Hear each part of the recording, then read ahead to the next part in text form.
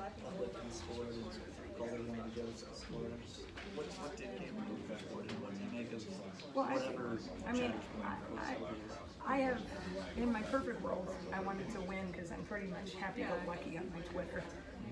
And I need to choose my words cautiously now.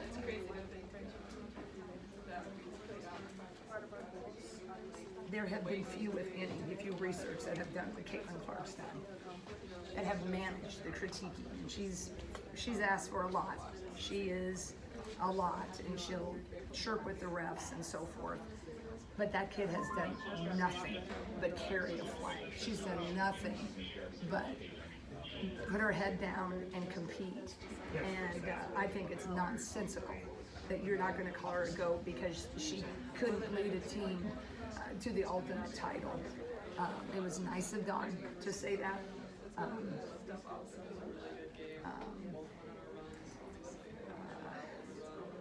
I just think, Caitlin's never asked for any, she didn't, the social media doesn't bother. It doesn't bother myself either, but, I stayed in my lane, but I have a teenager that keeps me updated. But I just think you can't, there's just different GOAT levels, and that kid has won every award, except I don't think she won Staley's award this year. But I feel like she's won all the rest of them in the last couple of years. And she's taken the records, and she's really delivered about every game. And I don't know what player, I'd have to research in the history of history, what player really delivered about every single game and took it 2 times to the national title game. And today, South Carolina is awesome. Credit Dawn Staley. Lisa Boyer's a friend. She was in the Valley. We were in the Valley. She was at Bradley with Rick Drake.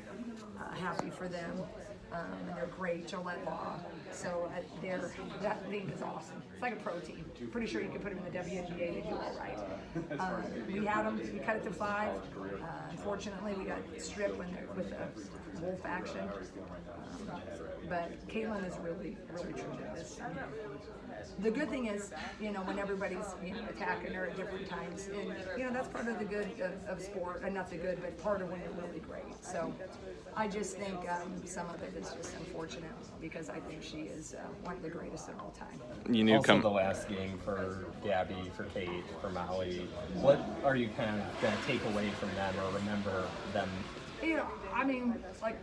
We're not here without Gabby Marshall coming back, right? That's at least it was really cool when she thanked her. Gabby is just given and given, and I think Gabby's defense tonight was pretty doggone good. I don't know what the number was, but again, she earned everything. It was just really the tail of the box outs. And Cordosa's going to get hers, but it was just hard to keep the other 4s off of it, off the ball. But I think Gabby's defense and just her sense of calm, we need to celebrate a lot. Getting to be national runners-up back-to-back, that stings. We all want to be great. We all want to be the champs. But I feel like we've won, golly, with this team, the relationships you build, and this team was so incredibly special in what they accomplished. So it stings, but I think we'll celebrate a lot more than we'll be down and negative, because that was South Carolina's great team, and it would have had to take a kind of Herculean performance by us on the boards, and they would have had to be off a little. I think everybody cooled off, the second half, but Gabby, Kate Martin, golly, that was a tough one to be in without my niece. But those guys, they willed it here.